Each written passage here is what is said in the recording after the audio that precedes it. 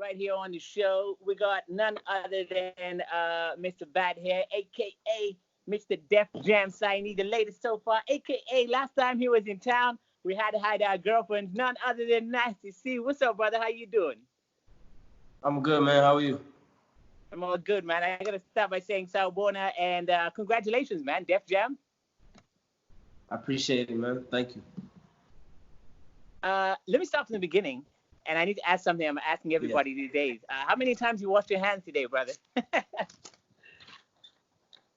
I want to be 100% honest with you. I probably watched them like only just twice.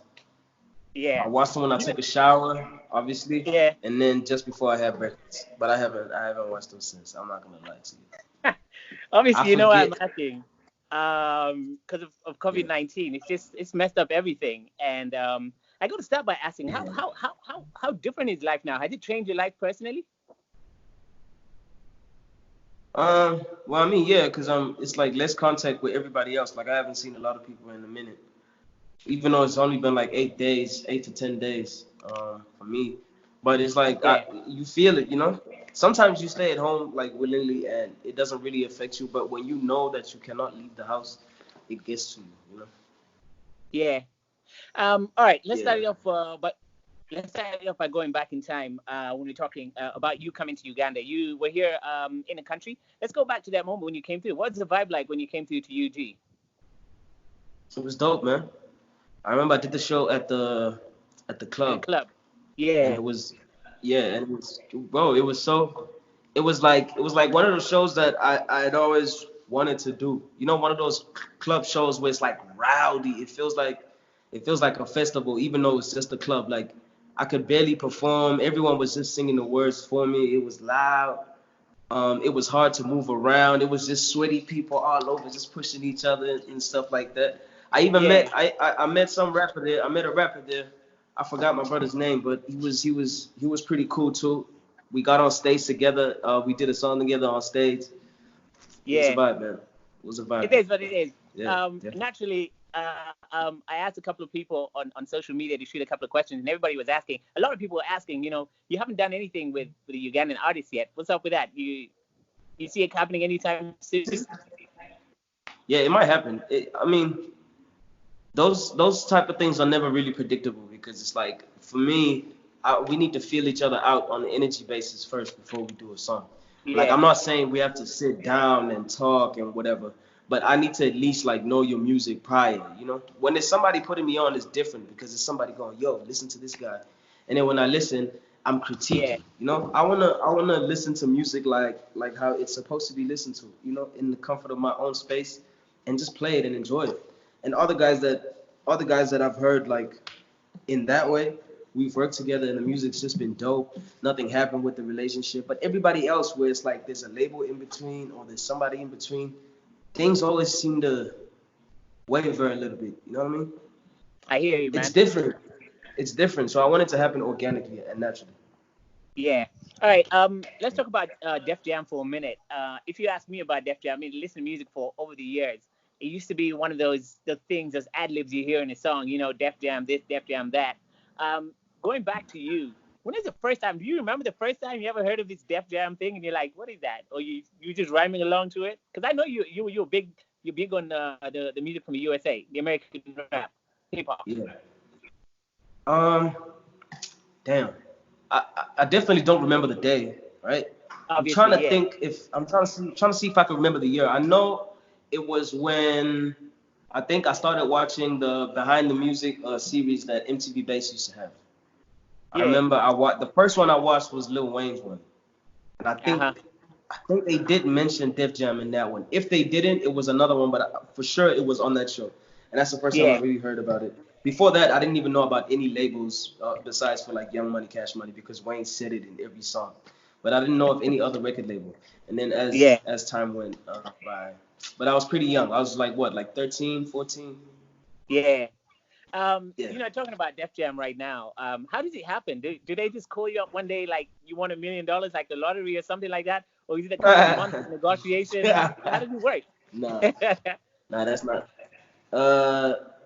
I guess because Def Jam and UMG are, I don't know if I could say sister labels or the one, but they are a team, right? They're not like rivals or anything like that. So the people that work at UMG are friends with the people that work at DefJam. Yeah, And I guess with me going back and forth, like just going to the States a lot and doing like promo that side and doing songs and stuff like that, word got around and it wasn't easy. It wasn't hard for them to get a hold of me because they yeah. already were friends with the people that I work with, especially Uh-huh. my two managers, Yvette, my manager Colin and my publicist Yvette. They've been in the game for like 25 years plus, so everybody Yeah, knows them that side. And once they heard I was working with them, it was easy. It was a phone call, and then couple dinners, couple studio sessions and stuff like that, just feeling each other out. And once we decided, yo, we have an opportunity to do something dope here, something that's never been done before, and really put African hip hop on. Like we were like, why not? You know? a lot of artists wonder about, or rather worry about, how much is going to change you as an artist when you join, you get under a big label like that, because they, to a certain extent, they do direct you. Um, so can we be worried about the direction that Nasty C is going to take? How much of Nah, Nasty C is that, going to stay Nasty C? You know what I mean? I mean, bro, it's not like they can direct me and tell me what to do and stuff like that with my brand and who I am. That's not Yeah. gonna happen. What they're Uh-huh. doing is because I'm trying to break into a territory that I'm not from, I'm not that familiar with. I've always just been looking at it from the outside, you know what I mean, looking in. Obviously they have way more experience, way more experience. They definitely know what they're doing. They've done this before. It's not their first time. Obviously they're gonna give me tips and pointers on, yo, if you want to speak to that crowd, this is what they resonate with. See if you can meet them halfway at least, instead of just like pushing Yeah. your own agenda onto people that have never heard of you ever before. It's only smart I follow that direction. I'd be dumb to be stubborn. But as far as Nasty C goes, I'm not changing, bro. I'm the same old me. Ain't nothing about me is ever gonna change. Um, Another question, and that's it with regard to signing up with Def Jam and all that. Now Yeah. I don't know how it works from the artist perspective. Now you got to think about, one, the dude who listening to you in Durban. You got to think about me, the dude who listening to you in Kampala, Uganda. You got to think about the guy who's listening to you in the Bronx in the USA. How does this mess with your head? True. Doesn't it mess with your style to a certain extent? So now you got to It make those doesn't. kind of feel the beat. You see, you see, it could mess with me, and it would have messed with me if I was that type of person who was like, who got starstruck and got nervous about stuff and really Yeah, looked at it as, oh my God, so many people listen to me right now. What yeah, do I even say so that everybody relates with me? I'm not that type of guy. I've always just been making music um, selfishly to for my own satisfaction, to provide a sense of therapy, to myself. Also, just to just to sometimes talk my you know what I mean? Sometimes just brag. yeah, I've always been using it for personal use. And once people really started resonating with it, obviously I was aware that okay, now I have kids listen to me, I have this type of people listen to me. So I have to have a few guidelines, but not so much that it changes what I say or what I speak about. I don't know if what I'm saying yeah, makes sense. Like I know is a whole different types of like people that listen to my music from old to young, white, black, this and that. But I'm still yeah, gonna say what I want to say because at the end of the yeah. day, my music is about me and not about everybody else. But I'll still make the songs for them to relate to and stuff like that. So I'm obviously gonna shout out my hood. I'm also gonna speak about the places that I want to go and the places that I go to for the first time, like New York, LA. I'm gonna speak about those places.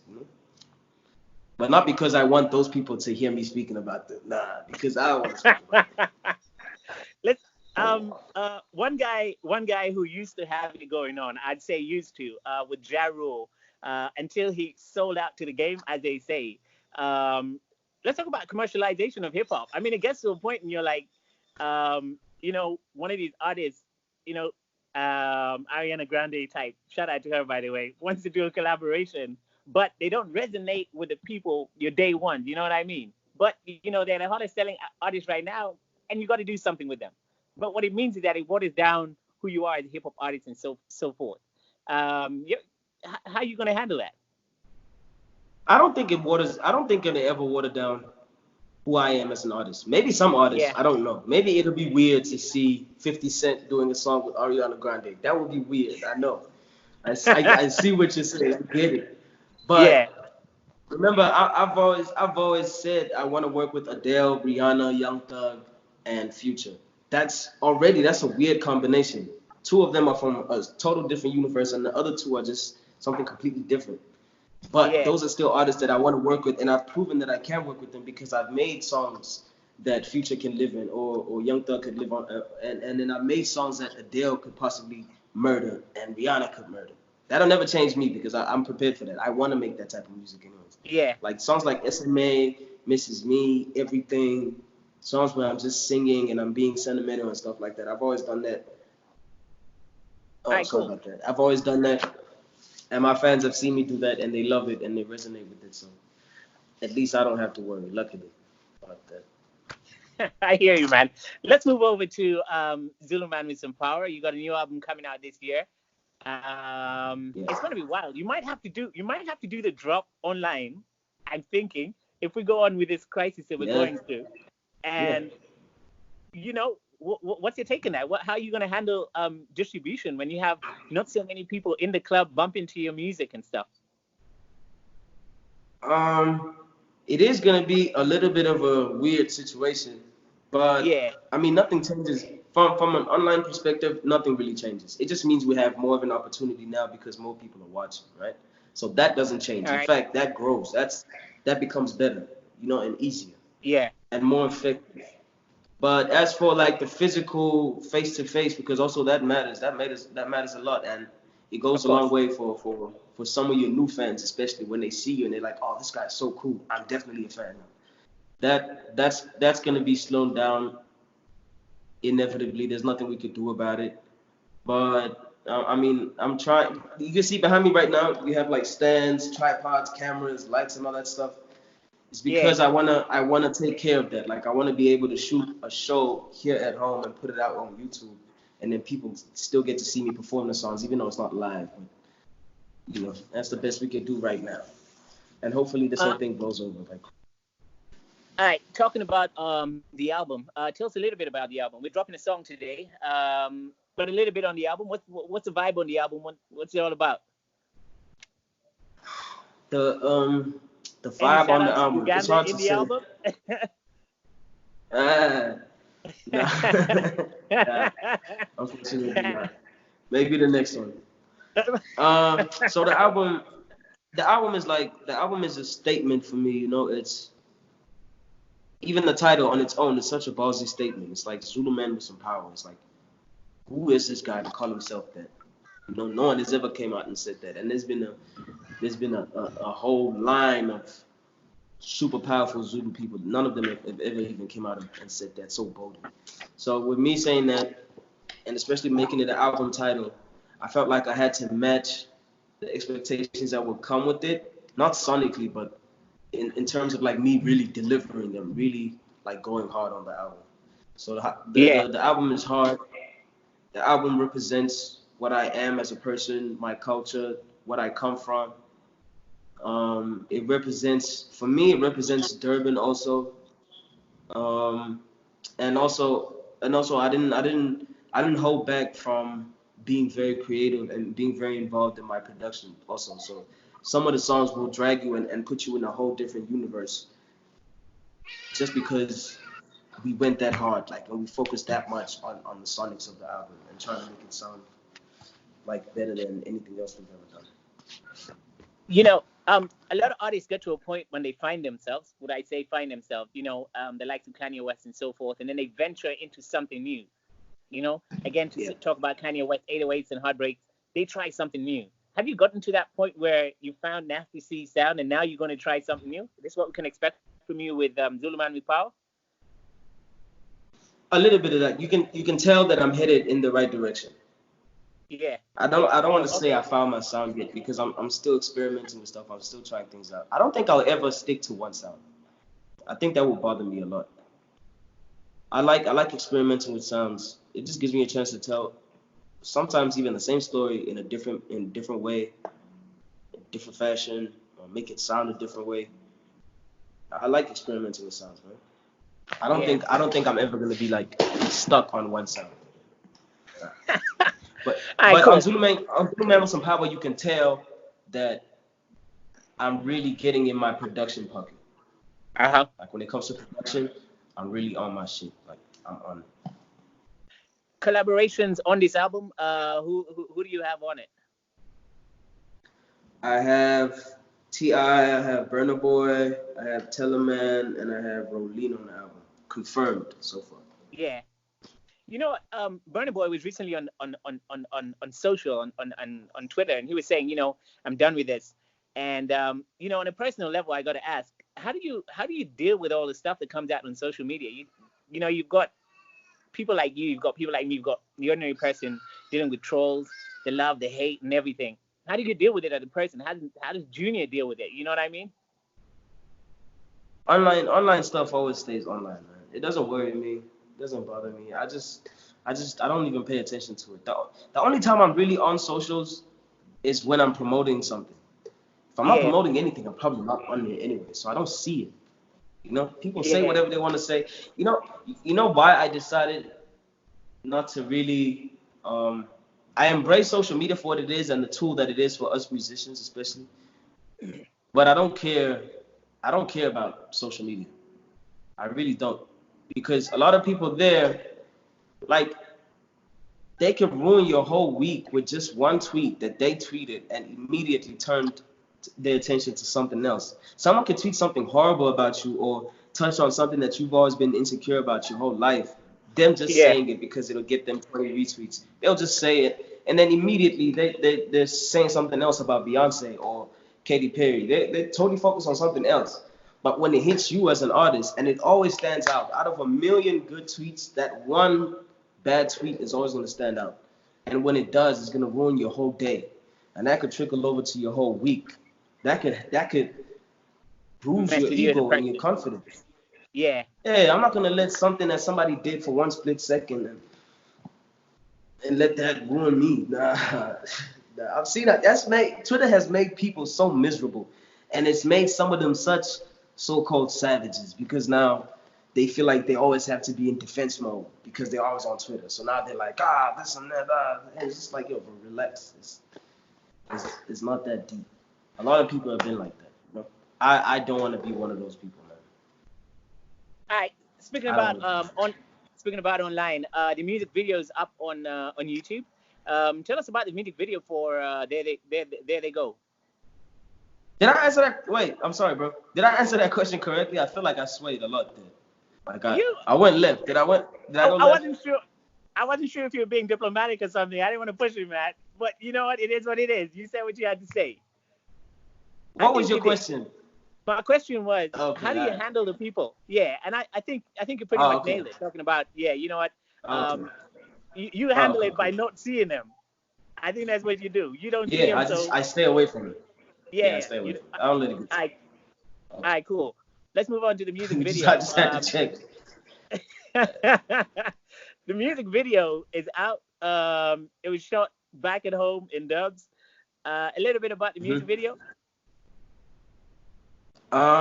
Music video for There They Go is a project of ours that was like, it was very important to me, but most importantly for my city, because that was the one song we knew we're coming out the gates with, and we're attacking the American market with it. So anything we show on this video is gonna represent who I am to every single person that sees it because they're seeing it for the first time. So we said, okay, cool. With that being said, it has to be done in Durban. We have to show Durban in the best light ever. Like we have to try and do it better than everyone else who's done it before us. So everyone else who's done it Yeah, before us has just shown the things about Durban that they love because they grew up with those things or whatever. We brought someone in from the outside to come and shoot it because whatever they see, they have never seen it before. So only the before. best of the Yeah, best will yeah, stand out. yeah. What they see is what their people back at home are gonna look at and view it the same way. So if they see something, they might see something that we've been so oblivious to because we grew up around it and it Yeah, I was know. just You a see it all normal the thing time. for us. Yeah, yeah. Exactly. So that's what we were doing with that. That's why we had to bring in Andrew Sanders, who's amazing by the way. That he's crazy, man. He's a beast. All right. So he came in and he did this thing, and bam. I should have asked before, but the song, telling us a little bit about the song. What's the whole song about? Oh, the song is just me really talking shit. It's not. It's not deep. I'm just talking. It's just one of those songs. I just made a song for people that love to party and like to rap along to these playful flows. You know, I just made a song for those people. I had so much fun making that song. I didn't write it. I was just freestyling. As soon as I got the beat, I didn't even think about it. It wasn't like one of those things where you have to sit down and think, okay, cool. With this song, I want to go this direction. I want to do this and that. No, Yeah. it wasn't none of that. I just played the beat and I just started going. I was like, okay, this is a song for people that just like to have fun. It's nothing deep. All right, cool. We'll wrap it up with a personal question that I have. Maybe you can help me out right here, brother. I'm definitely not on your level, but I kind of find it hard with the ladies sometimes, and I can only imagine how big of a problem it must be for you. They probably like me because I can get them into the club for free. On your level, you can fly them to another country. You know what I mean? How do you deal with it? How do you know that when it comes to love, like it's genuine, or she's just trying to hop on a plane, pop a couple bottles or something? No, How do you deal? How do you deal with the females, man? I'm The lucky, man. groupie love. My girlfriend's been with me since grade 10. So we've Yeah, been but together for 8 years now. I'm I'm cool. I'm like I have my women. I'm good. All the other nah, I'm not involved in everything else. does it get crazy for you, like in terms of her? Like would I say jealousy? Do you get jealous about it? Like all the attention you get now from the females? Yeah, not anymore. She used to because it was like it was new to her, you know. Everything just kept coming, and it was just like it just never stopped. It was just like one of those things where it was like I was normal for the first what 4 or 5 years. I was a normal kid. I was a Yeah. little popular, but it wasn't like anyone was trying to jump on me and nothing like that. I was just a normal kid, but I was just a little popular. And then moved to Joburg and I blow up, and then now everywhere she goes, my face is on a flyer. Someone's taking pictures with it. Girls are tweeting this and that about me. Everything just came all at once, and it was just heavy. But now she's used to it. She doesn't mind it. She knows she doesn't have to worry about it. So we're cool now. Still looking at the past life. Is there something about your past life that you miss? Something that Nasty C wishes he could still do? Maybe walk across the road to a tuck shop. Um, Something that I wish I could. you could still do something from a past life before the glitz, the glam, the Yeah, lights. yeah. I wish I could just go to the beach. I wish I could, bro. I wish I could take a taxi. That's the weirdest thing ever. But I wish I could take a taxi, like public taxis, like how we used to take them. Get in, Yeah, sit in the back seat by the window, get off at your stop. That whole thing, I miss it. I think I miss it because I miss school and I miss like the whole routine of school, going to school, coming back from school, and just everything that used to happen in between in the taxi break time. I miss all yeah. that stuff. I miss just being able to walk places. That sucks. I miss being alone. Like I can never be completely alone now. If you drop That's some whack weird, right? music, if you drop some whack music, you might be alone, brother. I'm telling you right now. There is a way out. Nah, That's the that's not an golden option. ticket. Nah, Listen that's up, not an man. option. Nah, that's not worth it. But I really do. I really do, man. I miss being alone, bro. I miss Yeah. like just going places by myself.